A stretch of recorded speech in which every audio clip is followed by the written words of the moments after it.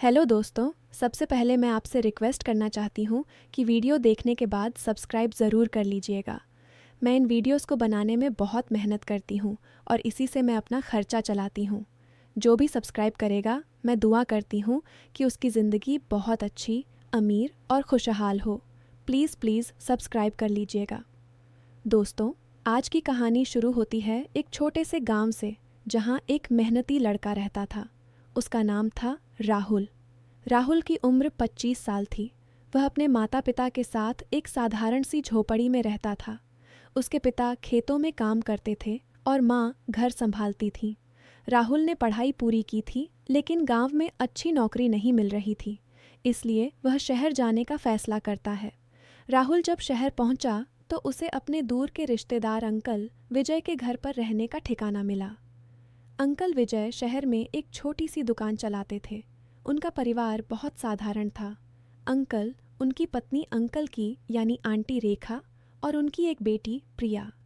प्रिया राहुल से 4 साल छोटी थी। राहुल को लगा कि प्रिया अभी स्कूल में पढ़ रही होगी, लेकिन जब वह घर पहुंचा तो पता चला कि प्रिया कॉलेज की दूसरी साल की छात्रा है। राहुल को घर देखकर थोड़ा अजीब सा लगा। अंकल का घर सिर्फ 2 कमरों का था, एक छोटा सा किचन, एक बेडरूम और एक हॉल जो रात को सोने के लिए इस्तेमाल होता था। गांव में राहुल का घर भले ही छोटा था, लेकिन खुले मैदान के पास था। यहाँ शहर में हर चीज़ इतनी तंग थी कि सांस लेना भी मुश्किल लग रहा था। फिर भी राहुल ने सोचा कि नौकरी मिल जाए तो सब ठीक हो जाएगा। अंकल विजय ने राहुल को गले लगाया और बोले, बेटा, तुम्हारा स्वागत है। तुम यहाँ आराम से रहना। हमारा घर छोटा है, लेकिन दिल बड़ा है। आंटी रेखा ने भी मुस्कुराते हुए कहा, राहुल बेटा, तुम्हें कोई तकलीफ नहीं होगी। हम सब मिलकर रहेंगे। प्रिया ने चुपचाप पानी का गिलास लाकर दिया। राहुल ने उसे देखा तो सोचा, बचपन में जब वह आखिरी बार मिला था तब प्रिया बहुत छोटी थी। अब वह बड़ी होकर काफ़ी समझदार और शांत लग रही थी। राहुल को शहर में एक अच्छी कंपनी में सेल्स की नौकरी मिल गई। तनख्वाह भी ठीक ठाक थी। वह हर महीने अंकल को कुछ पैसे देता ताकि उनके घर का खर्चा थोड़ा हल्का हो जाए। अंकल खुश थे, लेकिन घर की तंगी साफ दिख रही थी। बेडरूम में सिर्फ एक बिस्तर था। आंटी और अंकल हॉल में सोते थे। प्रिया के लिए बेडरूम में एक कोने में छोटी सी चारपाई रखी थी। राहुल ने अंकल से कहा, अंकल, मुझे कोई अलग जगह मिल जाए तो अच्छा रहेगा, क्योंकि मैं रात को देर से आता हूँ और कभी कभी काम के फाइल्स भी देखता हूँ। अंकल ने सिर हिलाया और बोले, बेटा, घर तो छोटा है, तुम प्रिया के कमरे में ही सो जाओ। प्रिया 2-3 दिन हॉल में एडजस्ट कर लेगी। प्रिया ने बिना कुछ कहे हामी भर ली। राहुल को थोड़ा अजीब लगा, लेकिन मजबूरी थी। पहले 2 दिन प्रिया हॉल में सोई और राहुल बेडरूम में। तीसरे दिन प्रिया वापस अपने कमरे में आ गई। उसने शांति से कहा, भैया, हॉल में नींद नहीं आती। मैं यहाँ फर्श पर चटाई बिछाकर सो जाऊंगी। आपको कोई परेशानी नहीं होगी। राहुल ने मान लिया। राहुल की दिनचर्या शुरू हो गई। सुबह जल्दी उठकर ऑफिस, शाम को देर से घर वापसी। थकान इतनी होती कि कमरे में आते ही सो जाता। प्रिया पढ़ाई करती, कभी कभी राहुल से कॉलेज के बारे में पूछ लेती। राहुल उसे शहर की अच्छी बातें बताता, जैसे अच्छे कॉलेज, लाइब्रेरी और स्कॉलरशिप के बारे में। प्रिया ध्यान से सुनती। एक रात राहुल बहुत थक कर आया। उसने चाय पी और सीधा बेडरूम में लेट गया। थोड़ी देर बाद प्रिया भी आ गई। उसने अपनी किताबें साइड में रखीं और धीरे से बोली, भैया, आज बहुत थके लग रहे हो। क्या ऑफिस में ज़्यादा काम था? राहुल ने आंखें बंद करते हुए कहा, हाँ प्रिया, टारगेट पूरा करना पड़ रहा है। प्रिया ने कुछ नहीं कहा, बस चुपचाप अपनी जगह पर लेट गई। दिन बीतते गए। राहुल को अंकल के घर में रहते 1 महीना हो गया। वह देख रहा था कि अंकल बहुत मेहनत करते हैं, लेकिन पैसा बचाने की कोशिश में परिवार को तंग रखते हैं। आंटी रेखा घर के पास एक छोटी सी टेलरिंग की दुकान चलाती थी। प्रिया कॉलेज के बाद कभी कभी उनको मदद करती, लेकिन घर में खुशियाँ कम थीं। अंकल हर छोटी छोटी चीज़ पर पैसे बचाते। बिजली का बल्ब भी सिर्फ ज़रूरत पड़ने पर जलाते। एक शाम राहुल ऑफिस से लौटा तो देखा प्रिया उदास बैठी है। उसने पूछा, क्या हुआ प्रिया, कॉलेज में कुछ समस्या? प्रिया ने सिर हिलाया और बोली, भैया, मेरी सहेली ने बताया कि शहर में एक अच्छा कोर्स है जो स्कॉलरशिप पर मिल सकता है, लेकिन पापा कहते हैं कि घर का खर्चा पहले, पढ़ाई बाद में। मैं पढ़ना चाहती हूँ, लेकिन उसकी आंखें नम हो गईं। राहुल ने उसे समझाया, प्रिया हिम्मत मत हारो, मैं अंकल से बात करूँगा। राहुल ने अगले दिन अंकल से बात की। अंकल, प्रिया बहुत होशियार है, अगर उसे अच्छा कोर्स करने दें तो भविष्य में वह अच्छी नौकरी कर सकेगी और परिवार की मदद भी कर सकेगी। अंकल ने गुस्सा दिखाया, राहुल बेटा तुम शहर आए हो इसलिए बोल रहे हो, हम गरीब हैं, बड़े बड़े सपने देखने से कुछ नहीं होता, प्रिया घर संभालेगी। राहुल चुप हो गया, लेकिन मन में सोचने लगा कि कंजूसी परिवार को तोड़ सकती है। राहुल की मेहनत रंग लाई, उसे प्रमोशन मिल गया और तनख्वाह बढ़ गई। वह खुश था। उसने सोचा कि अब परिवार को थोड़ी खुशी दे सकता है। उसने अंकल के लिए एक नई शर्ट, आंटी के लिए अच्छी साड़ी और प्रिया के लिए कुछ किताबें और एक स्टडी टेबल लाकर दी। आंटी बहुत खुश हुई। प्रिया ने मुस्कुराते हुए कहा, भैया आप इतना ख्याल रखते हो, शुक्रिया। अंकल ने भी मुस्कुराकर स्वीकार किया, लेकिन बोले, पैसे फालतू मत खर्च करो बेटा। एक रात राहुल देर से आया। घर में अंधेरा था। वह चुपके से बेडरूम में गया। प्रिया पहले से सो चुकी थी। राहुल लेट गया, लेकिन नींद नहीं आ रही थी।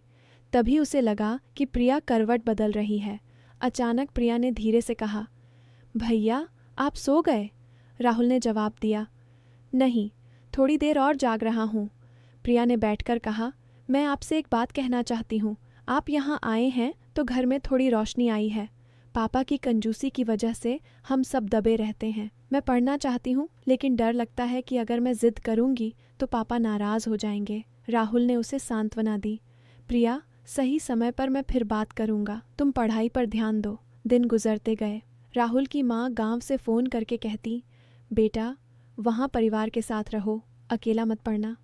राहुल ने सोचा कि शायद समय आ गया है कि वह अपनी जिम्मेदारी समझे। उसने गांव में एक लड़की की तस्वीर देखी जो उसकी माँ ने भेजी थी। लड़की का नाम था नेहा। नेहा साधारण परिवार की थी, पढ़ी लिखी और घर संभालने में कुशल। राहुल को तस्वीर अच्छी लगी। माँ ने कहा, अगले महीने शादी तय कर लें। राहुल ने हामी भर दी। शादी हो गई। नेहा शहर आई। राहुल ने उसे अंकल के घर लाया। घर और भी तंग हो गया। प्रिया अब हॉल में सोने लगी थी। नेहा ने सबको सम्मान दिया, लेकिन शहर का माहौल उसे रास नहीं आया। वह बोली, राहुल यहाँ बहुत भीड़ है, गांव में खुली हवा है, मैं वहाँ ज़्यादा खुश रहूँगी। राहुल समझ गया। कुछ दिनों बाद नेहा गांव लौट गई। राहुल फिर अकेला हो गया, लेकिन काम पर फोकस रखा। एक दिन राहुल छुट्टी पर था। अंकल और आंटी दोनों काम पर चले गए थे।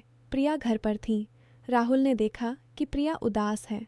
उसने पूछा, प्रिया क्या बात है? प्रिया ने रोते हुए कहा, भैया पापा ने मेरी पढ़ाई बंद कर दी है। उन्होंने कहा कि अब घर का काम करो। मैं क्या करूं? मेरा सपना है कि मैं एक अच्छी टीचर बनूं। राहुल का दिल पसीज गया। उसने प्रिया को समझाया, तुम चिंता मत करो, मैं अंकल से बात करूंगा। राहुल ने शाम को अंकल से बात की।